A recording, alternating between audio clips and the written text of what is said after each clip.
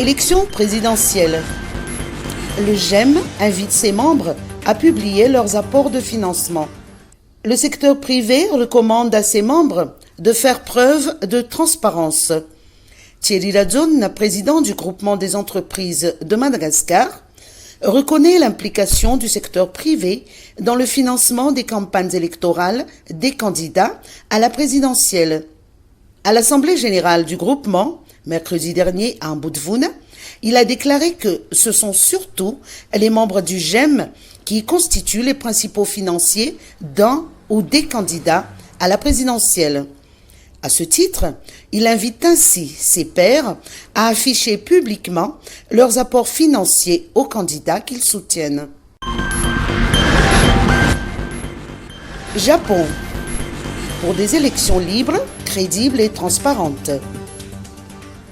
En marge de la célébration du 63e anniversaire de Sa Majesté l'Empereur du Japon, hier à Ivanji, les personnalités qui ont pris la parole n'ont pas manqué d'aborder les élections présidentielles de cette année. Dans son allocution, l'ambassadeur du Japon, son Excellence M. Abe Koji, a souligné l'importance d'un climat apaisé, des élections libres et transparentes, dont les résultats seront acceptés par tous. Mais c'est une élection que nous espérons se passer dans un climat apaisé et donc libre et équitable, qui soit reconnu par tout le monde. Donc, et c'est ça donc, que je pense la base du développement du pays. Et donc c'est pour ça que j'ai aucun espoir. Vous avez constaté qu'il y a un doute à la communauté internationale de financer l'élection à Madagascar. Donc en ce moment, je comprends que le gouvernement est en discussion avec la CENI pour côté financier et donc la communauté internationale envisagera quelconque soutien. Donc, après, une fois que ces discussions sont terminées. La ministre malgache des Affaires étrangères, Yvette Silla, a, pour sa part, abordé les préparatifs de ces présidentielles. Lieu dans le pays et notamment des élections présidentielles. Je voudrais rassurer en disant que nous y travaillons d'arrache-pied. Ainsi, par rapport aux élections, nous allons très rapidement, le ministère des Affaires étrangères, envoyer aux institutions amies des lettres concernant les observateurs internationaux. Ainsi, comme vous le voyez, votre vœu rejoint le nôtre, qui est celui d'organiser des élections, comme vous l'aviez dit, justes et équilibrées. L'ambassadeur du Japon a indiqué qu'il est temps pour Madagascar de se ressaisir et de faire une analyse sérieuse des raisons pour lesquelles le pays n'est pas parvenu à se développer au fil des années. Il souhaiterait que Madagascar se dote enfin d'un plan de développement réaliste focalisé sur les priorités.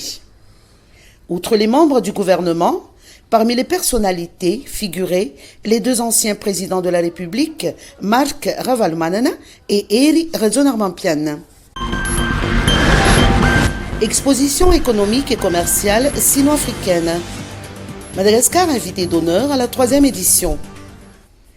Madagascar fait partie des 8 pays invités d'honneur à la 3e édition de l'exposition économique et commerciale sino-africaine qui se tiendra fin juin 2023 à Changsha, dans la province de Yunnan, en Chine.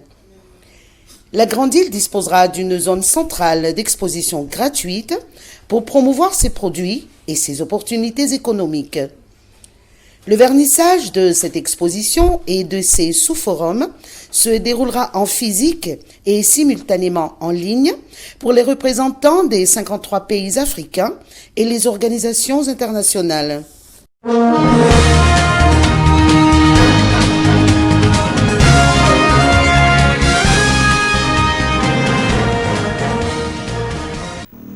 La menace est encore invisible, mais ne se trouve qu'à quelques kilomètres.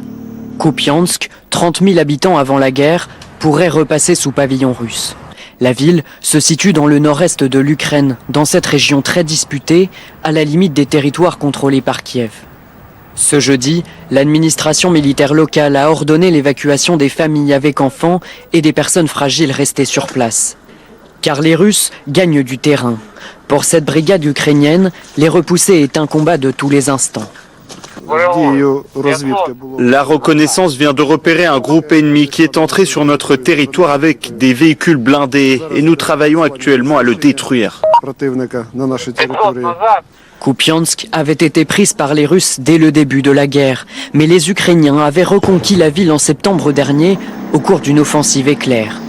Aujourd'hui, les Ukrainiens misent sur les chars occidentaux et de nouvelles livraisons d'armes pour repousser les Russes. Avec ces nouveaux chars, nous pouvons faire beaucoup de choses. Ces chars sont bons, sans aucun doute, mais ils tombent souvent en panne. Avec encore de nouveaux chars, je pense que nous n'aurons pas de tels problèmes. Nous pourrons faire notre travail correctement. Les États-Unis ont annoncé il y a quelques jours une nouvelle livraison d'armes, des blindés lourds. En un an, Washington a fourni l'équivalent de plus de 44 milliards d'euros d'aide militaire à l'Ukraine.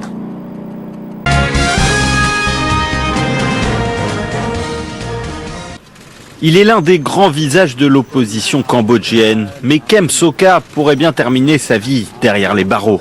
L'homme de 69 ans a été condamné à 27 ans de prison par un tribunal de Phnom Penh, jugé coupable de trahison. Une décision totalement arbitraire selon son avocat.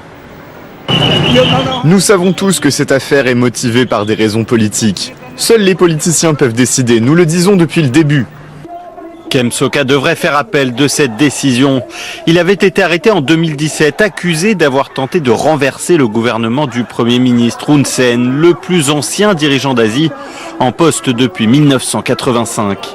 Les critiques sont de plus en plus grandes ces dernières années dans les rangs de l'opposition, mais aussi à l'international. Beaucoup dénoncent le recul des libertés au Cambodge, à l'image de la fermeture de l'un des derniers médias jugés indépendants dans le pays il y a quelques semaines.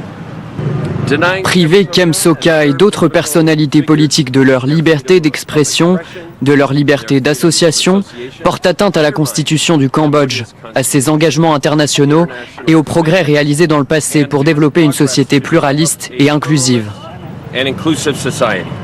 Dans son jugement, le tribunal a aussi interdit à Kem Sokha de pouvoir voter.